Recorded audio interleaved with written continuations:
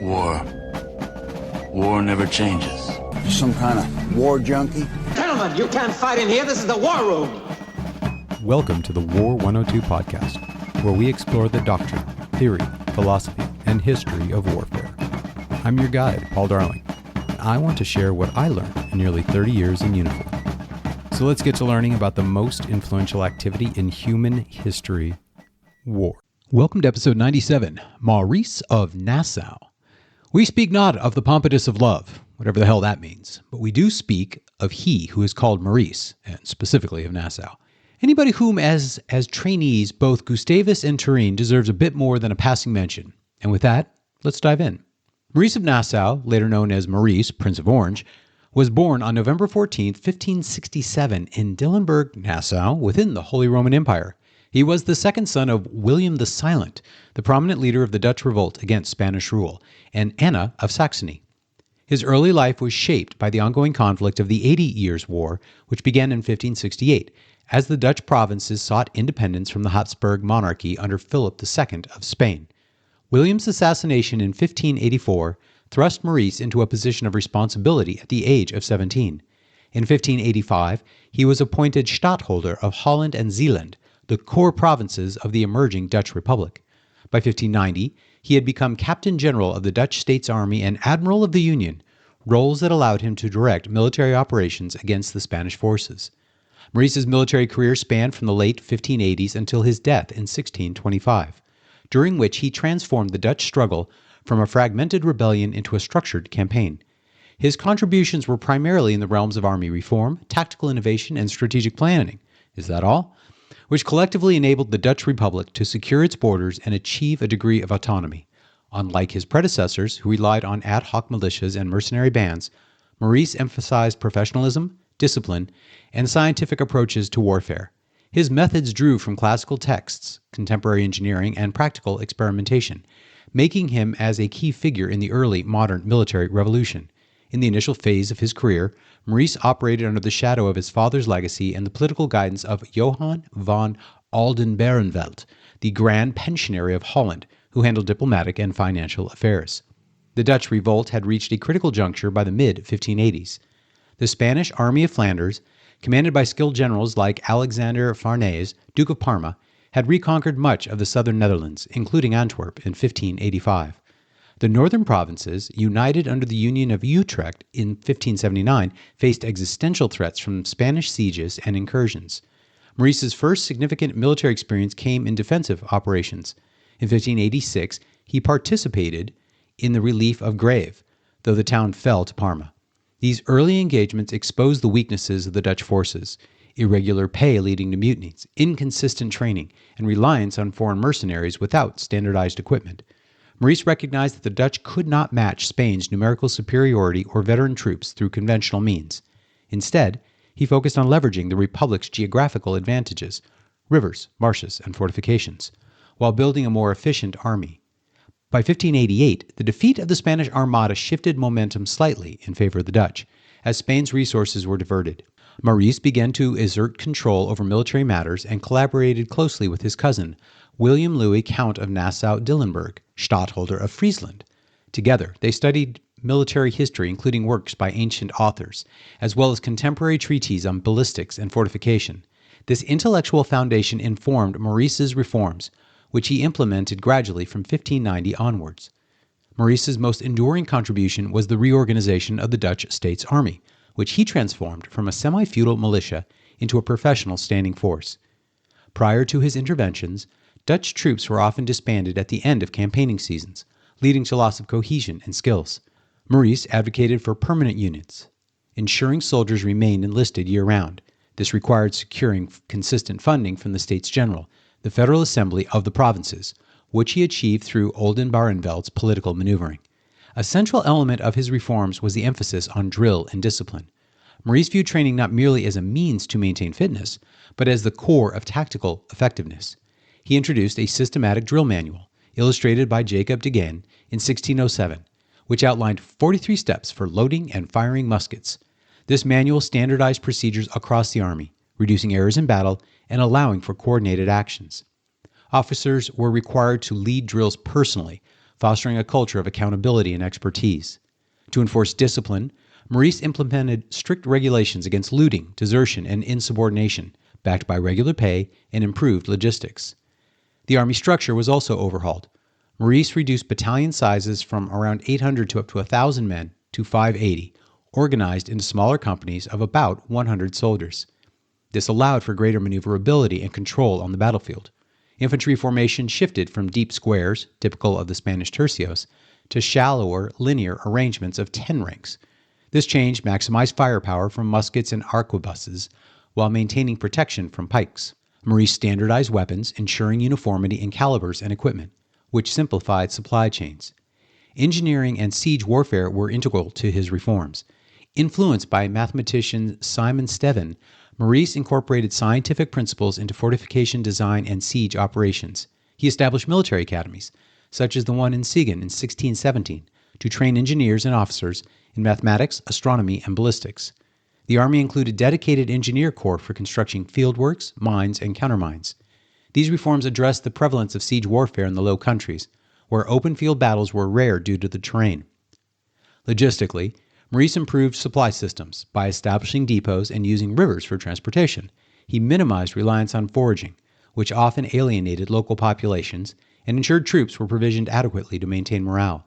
By the mid-1590s, these changes had created an army capable of sustained operations, with a high ratio of officers to enlisted men to facilitate detailed command. Maurice's tactics emphasized precision, firepower, and combined arms integration, departing from the shock-oriented approaches of the era. His most famous innovation was the countermarch, a drill for continuous volley fire. In this tactic, musketeers fired in ranks, then retreated to the rear to reload while the next rank advanced. This maintained a steady barrage, compensating for the slow reload times of matchlock muskets. First conceptualized with William Lewis in 1590s, it was refined through experiments and deployed effectively at the Battle of Nieuport in 1600. In infantry tactics, Maurice balanced pikes and shot. Pikemen formed the center to repel cavalry charges, while musketeers flanked them, delivering volleys. Formations were flexible, allowing battalions to wheel, countermarch, or form hollow squares against threats. This adaptability was crucial in the fragmented landscapes of the Netherlands, where ambushes and skirmishes were common. Cavalry tactics were reformed to support infantry rather than operate independently. Maurice reduced heavy armored cuirassiers in favor of lighter harquebusiers and dragoons, who could dismount to fight. At the Battle of Turnhout in 1597, his cavalry pursued retreating Spanish forces, coordinating with infantry to inflict heavy casualties. Siege tactics were Maurice's forte. He developed methodical approaches, using circumvallation lines to isolate fortresses, followed by parallels, trenches approaching the walls, and saps, zigzag approaches. Artillery was positioned scientifically, with engineers calculating trajectories. Mines and countermines were employed to breach walls, as seen in the siege of Geertruidenberg in 1593. These tactics minimized casualties and maximized efficiency, contrasting with the attritional sieges of earlier decades. Maurice's tactics prioritized attrition over annihilation, wearing down enemies through sustained pressure rather than risky engagements. He avoided unnecessary losses, recognizing the Republic's limited manpower. Strategically, Maurice pursued a defensive-offensive posture, securing the Republic's core territories while expanding borders through highly targeted campaigns. His grand strategy involved creating a fortified frontier along rivers like the Rhine and Ussel, using sieges to capture key strongholds. This barrier strategy protected Holland and Zeeland, the economic heartlands, from invasion. He avoided pitched battles when possible, preferring to force enemies into sieges where Dutch engineering superiority could prevail. Against Parma in the 1580s and early 1590s, Maurice focused on relieving besieged towns and harassing supply lines. His strategy integrated naval power, as admiral, to control estuaries and support amphibious operations. The 10 glory years from 1590 to 1600 exemplified his approach, starting with the capture of Breda in 1590 via the Piet Barge ruse. Maurice systematically reduced Spanish-held town. The Piet Barge ruse, also known as the turf ship van Breda, Piet ship of Breda, was a clever and low-casualty stratagem employed by Maurice to capture the fortified city of Breda from Spanish control on March 4, 1590, during the 80 Years' War. Breda was strategically important in the southern part of the Dutch provinces, held by a Spanish garrison of about 600 to 800 men. Its strong walls, moats, and gates made a direct assault costly and risky for the outnumbered Dutch forces. Rather than attempting a conventional siege with artillery bombardment, prolonged investment, or storming the walls, which would have drained resources and risked heavy losses, Maurice opted for deception and surprise, drawing inspiration from classical precedents like the Trojan horse. The plan originated from intelligence and local knowledge. A Dutch officer named Adrian van Bergen proposed the idea. Peat, a common fuel source in Low Countries for heating and cooking, was regularly transported by barge along the rivers and canals into towns during winter. Spanish garrisons routinely allowed such supply barges to enter without inspection, as they posed no apparent threat and were essential for military and civilian needs. In late February 1590, Maurice authorized a scouting mission led by Charles de Hoggier, a nobleman from Cambrai serving the Dutch cause. Hoggier, disguised appropriately, tested the concept by entering Breda hidden among the peat stacks on a barge. The Spanish guards at the gate barely glanced at the cargo, confirming that no serious searches were conducted. This reconnaissance proved the vulnerability. The garrison had grown complacent, underestimating routine deliveries. Building on this, Maurice assembled a small elite force of about 70 hand-picked soldiers. These men were volunteers chosen for discipline, courage, and the ability to remain silent and hidden for an extended period. They concealed themselves in the hold and under the peat load of a flat-bottomed barge. The barge was openly loaded with peat turf to appear as legitimate commercial shipment. A small crew, including the barge master, likely Adrian van Bergen or a trusted collaborator, handled the navigation and interactions with the guards. The barge approached Breda via the Mark River, arriving at one of the city gates. The Spanish sentries, seeing only a routine fuel delivery in the cold late winter season, allowed it to pass without probing the cargo. Once inside the city walls and moored near the center, the hidden soldiers waited until nightfall. At the signal, the troops emerged from their hiding places armed with muskets, pikes, and swords. They quickly overran key points: the gatehouse to secure the entrance, the main guard posts, and approaches to the Spanish headquarters. The sudden appearance of armed Dutchmen inside the fortification caused panic. Many Spanish soldiers, caught off guard while resting or dispersed, fled, surrendered, or were killed in brief skirmishes. The element of surprise was total. Resistance was minimal. Within a short time, the Dutch controlled the city in only hours. Maurice's main force, positioned outside, then entered through the open gates. Casualties were shockingly low. Dutch losses less than 10, while the Spanish garrison suffered a few deaths, but mostly capitulated or escaped. The town was secured with almost no destruction to its infrastructure. This brilliant resurrection of the Trojan horse kicked off these 10 glory years.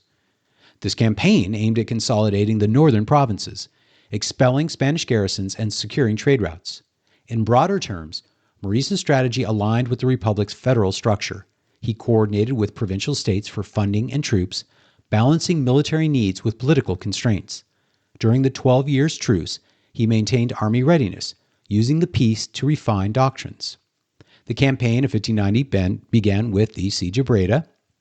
In 1591, he captured Zutphen and Deventer, using sieges to isolate Spanish positions along the Ussel River. The relief of Naudensburg that year prevented Parma from advancing north, and these operations secured the eastern frontier.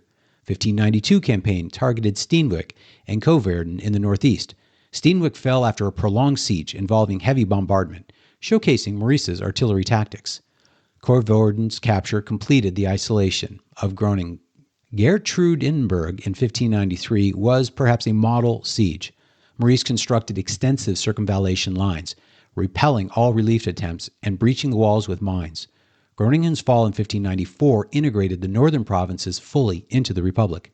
The 1597 offensive focused on the Rhine frontier. Maurice took Rheinberg, Mers, Groenlo, Bredevoort, Enschede, Uitmarzen, Oldenzaal, and Lingen in rapid succession, using mobile forces to overwhelm isolated garrisons. This campaign rounded out the Republic's borders, creating a defensible perimeter. The Battle of Turnhout in 1597 was a tactical triumph. Facing a Spanish convoy, Maurice's infantry and cavalry ambushed and routed the enemy, capturing supplies and demonstrating their combined arms' effectiveness. The 1600 campaign culminated in the Battle of Nieuport. Ordered by the States General to relieve Ostend, Maurice marched into Flanders against Archduke Albert's forces. On July 2nd, near Nieuport, his 10,000 men faced an equal number of Spaniards. Using the dunes for cover, Maurice deployed volley fire and countermarches to repel attacks, winning despite heavy losses. The battle validated his reforms but highlighted the risks of offensive strategies beyond fortified lines. Post-Newport, Maurice returned to defensive operations. From 1601 to 1606, he countered Spinola's offensives, recapturing Rheinberg in 1601 and defending Ostend until its fall in 1604. The Battle of Mulheim in 1605 was a setback, where Spinola surprised Dutch forces, but Maurice avoided further engagements. The 12 years' truce followed consolidation. When war resumed in 1621 amid the 30 Years' War, Maurice, now aging, faced challenges. His 1622 campaign against Spinola stalled at Bergen op Zoom, relieved only after a prolonged siege.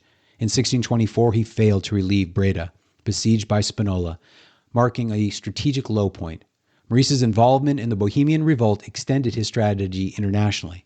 He provided subsidies and troops to Protestant allies, including Frederick V of the Palatinate, though the Battle of White Mountain in 1620 ended Bohemian resistance. Later, in his final years, Maurice's military focus shifted to maintaining the army amid political tensions with Oldenbarnevelt, who was executed in 1619 for treason. Maurice died 6 years later, in The Hague, and was succeeded by his half-brother Frederick Henry. Maurice's career established the Dutch Republic as a military power. His reforms professionalized armies, influencing figures like Gustavus Adolphus. Tactics like the volley fire spread across Europe, shaping linear warfare. Strategically, his border fortifications ensured Dutch survival, laying the foundations for independence to be recognized 20 years later. Thanks for listening today. If you want to help the show, please share today's episode on any social media sites you can. Check out the War 102 Buzzsprout website for more information and to send me a message.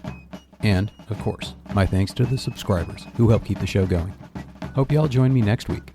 See you soon.